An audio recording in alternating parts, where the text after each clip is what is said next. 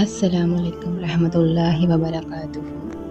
رب اشرح لی صدری ویسر لی امری واحلل عقدۃ من لسانی یفقہوا قولی۔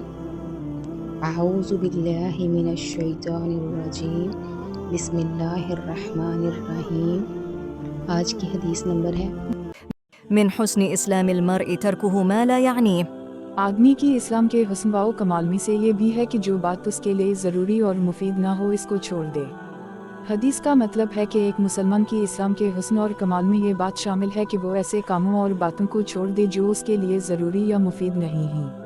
اس حدیث میں اہم سبق یہ ہے کہ وہ کام جن کا فائدہ نہ ہو یا جو آپ کے دین، دنیا یا آخرت کے لیے مفید نہ ہوں، انہیں کرنے سے بچنا بہتر ہے۔ اس طرح وقت اور توانائی کو ان چیزوں پر لگایا جا سکتا ہے جو اہم ہیں۔ یہ حدیث انسان کو خود پر قابو پانے اور زبان کی حفاظت کرنے کی تلقین کرتی ہے۔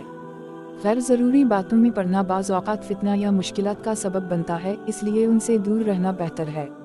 اگر ہر شخص ان چیزوں پر توجہ دے جو اسے فائدہ پہنچا سکتی ہیں اور دوسروں کے غیر ضروری معاملات میں دخل اندازی سے بچا جائے تو معاشرہ زیادہ پرسکون اور بہتر ہوگا۔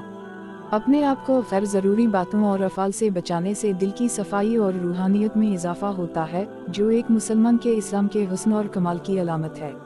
یہ حدیث ہمیں یہ سکھاتی ہے کہ ہم اپنے وقت، سوچ اور عمل کو صحیح اور فائدہ مند مقاصد کے لیے استعمال کریں اور غیر ضروری یا نقصان دہ باتوں میں نہ الجھیں۔ تو آئے اور میرے پیچھے دہرائے۔